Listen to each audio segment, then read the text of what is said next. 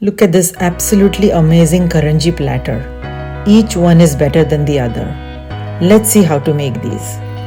Hi everyone, welcome back and happy Diwali. Today I have a special guest with me, my sister Priya Karnik. Hi everyone, happy Diwali. Today she is going to show us the king of Diwali sweets, kanole or karanji using our mom's recipe. So let's get started, shall we? Sure. We will start by making the filling, which is coconut based. Gently roast on medium flame until golden and keep it aside to cool.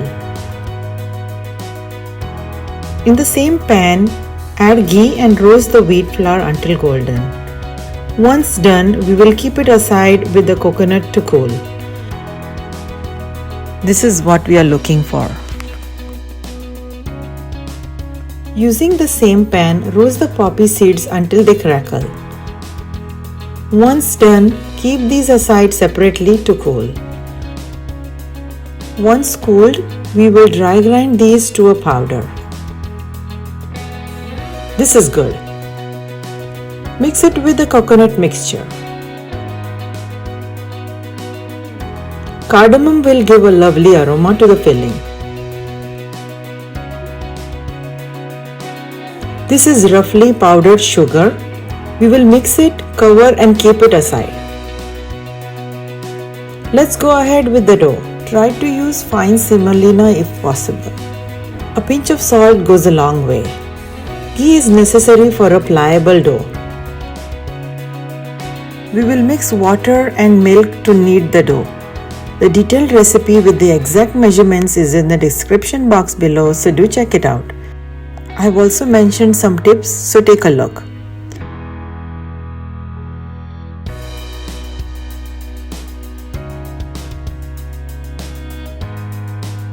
We will make a thick dough.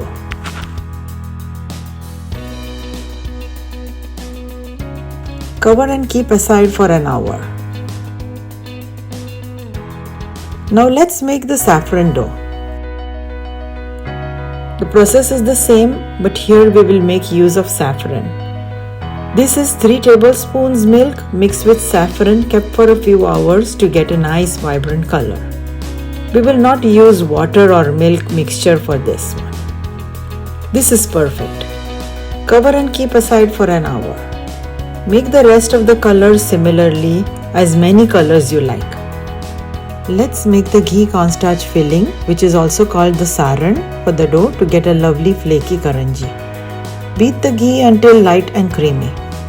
We will add as much cornstarch as needed until it becomes soft and comes together. We needed approximately 8 teaspoonfuls, but you may need more or less. This is the final consistency we are looking for. Keep it aside. Now we will prep the dough for the final process.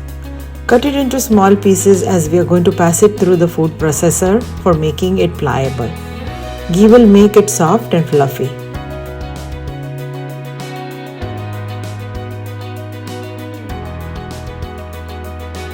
You have to keep checking in between and adding ghee until you get the right consistency. We needed about 8 teaspoons ghee to make this dough workable. This is perfectly stretchy and soft. Do the same process for each of the color you have. These are all ready for the next step. Divide the dough into equal portions and roll them out separately.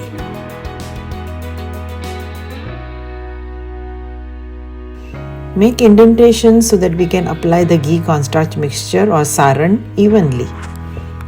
Do this to the all rolled out dough portions. Use 3 portions at a time and stack them on top of each other, ghee mixture facing up. Start rolling tightly into a log shape.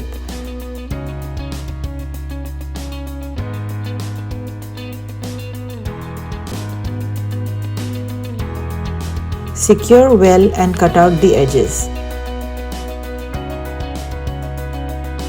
Reserve the edges as we can use them all together to make a nice multicolored karanji later. Cut into equal sizes and press flat between your palms.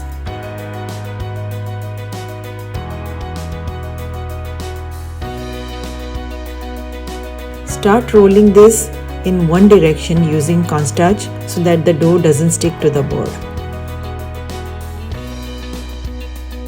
Turn it topside down and start filling with the coconut mixture.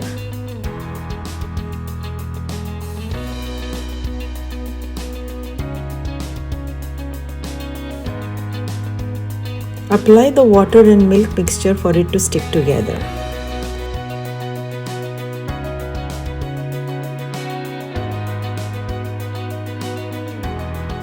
At this point, we can use any fancy cutter or secure the edges with any fancy design you can make. Keep all the discards for later use.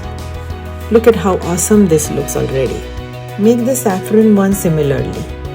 Now you can play with the colored dough and make different designs of your choice. Use any way you like. These are just some options for you to get started. Now don't get overwhelmed with the long process. The end result is definitely worth the effort. The process for the colored dough is the same, so go ahead and use your imagination and make any design you think is best.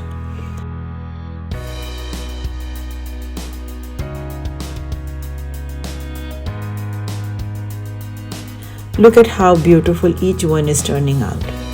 This is the rose karanji. Same process, but the pink dough is rolled in the center of the white portions to reveal a lovely rose in the middle. Try other methods and create your own designs and let me know how your karanji turns out.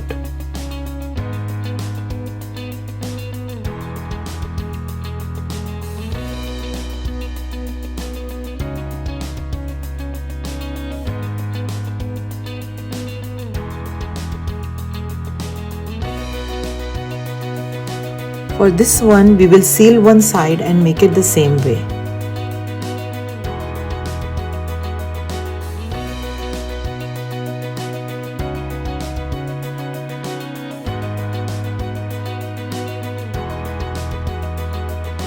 Isn't this lovely?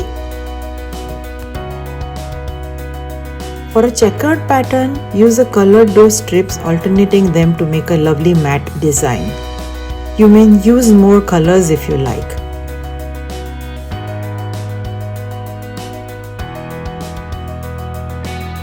Flip it over carefully and press gently. Start filling and make the rest similarly.